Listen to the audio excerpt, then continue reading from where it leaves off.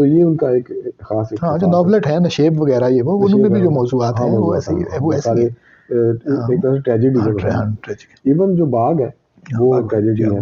اور پھر ان کے ہاں جو ایک اور میں ایک لہر کی بات کروں گا وہ ہے ان کی بے باکی.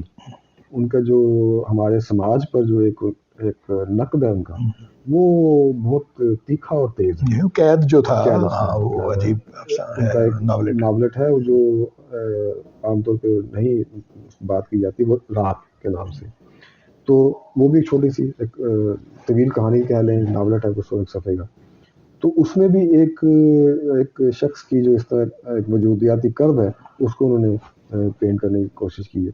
تو قید ہے ان کا وہ تو ایک ہمارے سماج پر ہمارا جو ایک اچھا. پھر ان کا ایک اور بھی اختصاص ہے کہ انہوں نے اب دیکھیں کہ وہ رہے پوری دنیا میں. وہ لندن میں رہے اور ملکوں میں سعودیہ وغیرہ میں کہیں بھی وہ وہاں بھی انہوں نے کافی سال گزارے لیبیا میں شاید. تو وہ ایک عالمی شاعری کے طور پہ رہے لیکن ان کے ہاں ایک جو دیہی کلچر کی جو تصویریں ہیں وہ اتنی جاندار ہیں کہ میرا نہیں خیال کہ پریم چند کے بعد کسی نے اتنی طاقت کے ساتھ ہمارے دیہی کلچر کو پینٹ کیا. چاہے وہ دیہی کلچر جو ہے وہ پاکستان بننے کے بعد کا تھا یا پہلے کا ہے. اداس اصل میں ہمیں پنجاب کا ایک کلچر نظر آتا ہے جو جس میں سکھ بھی ہیں اور اس کی جو آپ دیکھیں کہ اس کی جو عکاسی ہے ان کے ناولوں میں اس کے بعد جو ان کی کہانیاں ہیں نشیب میں یا ان کے جو ناول ہیں باغ ہے یا یہ ایون نادار لوگ جو ہے اس کے بھی جو بنیادی کردار ہے وہ دیہاتوں سے ہی آئے ہوئے ہیں. تو دیہات کا جو منظر نامہ ہے وہ ان کے یہاں بہت طاقتور ہے. اور ان کی جو آخری کتاب تھی افسانوں کی اس میں بھی جو مجھے جو بہت ہارڈ کیا جس افسانے میں اس میں بھی وہ ایک دیہی منظر نامے کو پیش کرتے ہیں. اس کا نام میرے کیڑے ہے شاید. تو وہ اس میں جو وہاں کا جو سیاسی ماحول ہے جس طرح کے ایک سیاستدان جو آپس میں جھگڑتے ہیں اور ایک ان کے درمیان ایک کشمکش کی صورت حال ہے اس میں پھر برادری ازم وغیرہ سب. اچھا وہ بھی ایک آخری افسانہ بھی وہ جب لکھ رہے ہیں تو وہ بھی ایک اسی منظر نامے کو ہی.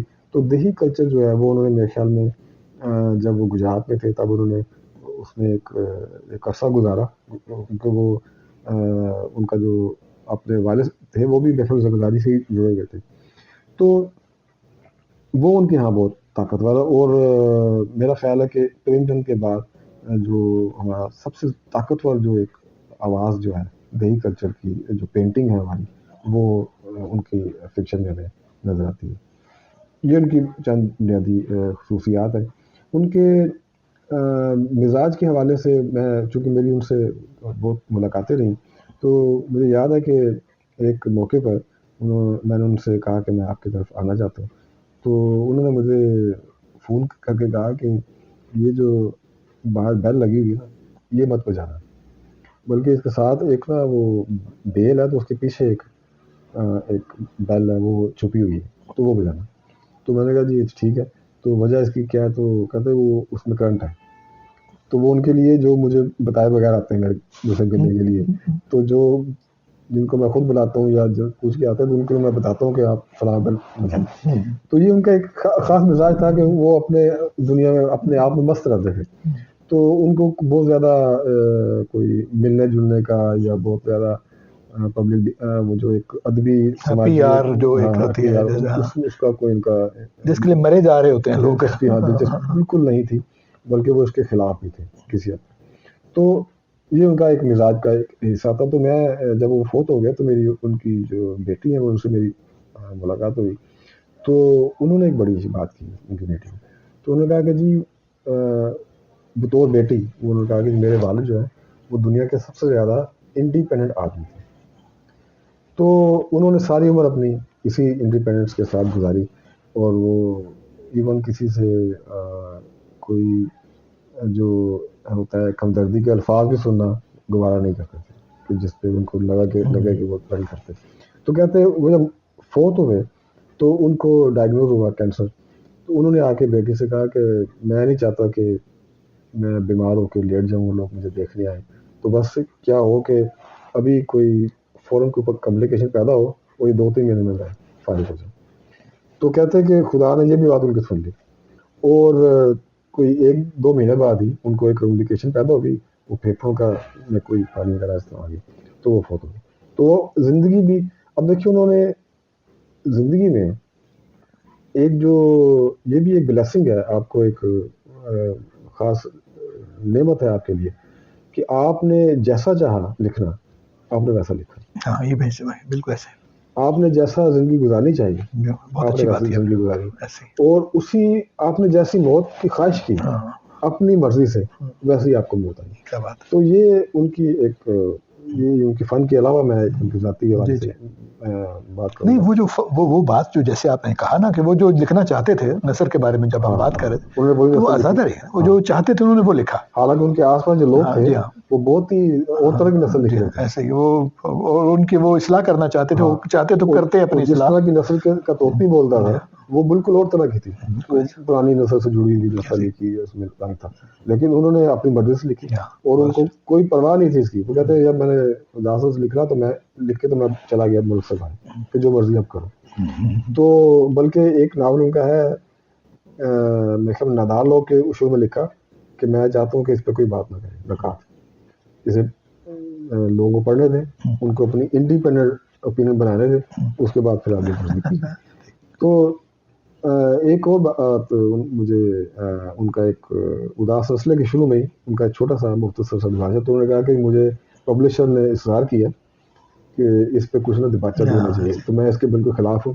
تو میں نے اس سے یہ کہا, میں نے اس کو مثال دی, وہ ایک یہ لیٹن امریکن ایک بیلے ڈانسر ہے, خاتون کا نام لکھا ہوا, تو وہ کوئی 1.5-2 گھنٹے کی پرفارمنس تھی. تو وہ جب اسٹیج سے اتری تو ایک صحافی نے اس سے پوچھا کہ اپنے فن کے بارے میں, تو اس نے کہا یہ کیا تھا, تو یہی تھا میرا فن, تو میں آپ مزید کیا بات کروں. تو میں نے بھی کہا تھا کہ پبلشر کو یہی جواب دیا کہ میں نے اتنا بڑا ناول لکھ دیا, تو اب یہی اگر دباچہ بھی لکھنا ہے اس کا تو یہ ان کا مزاج بالکل ایک مختلف انڈیپینڈنٹ مزاج تھا, اور اسی طرح سے وہ لکھتے بھی ایسے ہی مزاج کے ساتھ, وہ زندگی میں انہوں نے ایسے ہی گزاری. تو ان کے لیے بھی ہمارے پاس جو نئے لکھنے والے ہیں ان کے لیے بہت سی سیکھنے کی صورتیں ہیں اگر وہ چاہیں تو. ساری بات تو یہ نا کہ آپ سیکھنا چاہتے ہیں, تو یہ ہمارے ایسے بڑے لوگ ہیں, طارق صاحب ہیں, عبداللہ حسین ہیں, مرزا اطہر بیگ ہیں, یہ بڑے لوگ ہیں جن سے آپ ان کے فکشن سے ان کی زندگیوں کا جو وتیرہ ہے ان کا لائف سٹائل سے بھی سیکھنا چاہیے, لکھنے والے کا لائف سٹائل جو ہے پروفیشن ادیب کیسے رہتا ہے, کیسے سوچتا ہے, کیسے دیکھتا ہے, اٹھتا بیٹھتا ہے, اس کی زندگی کے معمولات کیا ہے, اور کس طرح ایک دیکھیں ایک جو ایک ایتھلیٹ ہوتا ہے نا اس کا کھانا اور پینا طے شدہ ہوتا ہے. جب اس نے پریکٹس کرنی ہے تب کیا کھانا ہے, کب کب کیا پینا ہے, اور اسی طرح سے جب اس نے میچ کھیلنا تب اس نے کیا کرنا ہے. اس طرح اس کا سونا جاگنا, ملنا نہ ملنا, ہر چیز اس کے وہ جو ایتھلیٹک ایک انگیجمنٹ ہے اس سے جڑی ہوئی ہوتی ہے. بالکل اسی طرح ایک ادیب کی بھی زندگی ہوتی ہے, ادیبانہ زندگی. تو یہاں پہ چونکہ ایک پروفیشنلزم اس طرح نہیں ہے, تو یہ بڑے لوگ ہیں جنہوں نے ایک پیشہ ور ادیب. اچھا اسی وجہ سے وہ بن بھی گئے نا, اسی وجہ سے بن گئے. اب دیکھیں نا جب ہم اپنے آپ کو صرف کرتے ہیں اور بہت سے کاموں میں چھوٹی چھوٹی جو خوشیاں, چھوٹے چھوٹے فائدے, چھوٹی چھوٹی تسکین کے جو معاملات ہیں ان کی طرف, تو پھر بڑے معاملات جو ہیں وہ پھر رہ جاتے ہیں.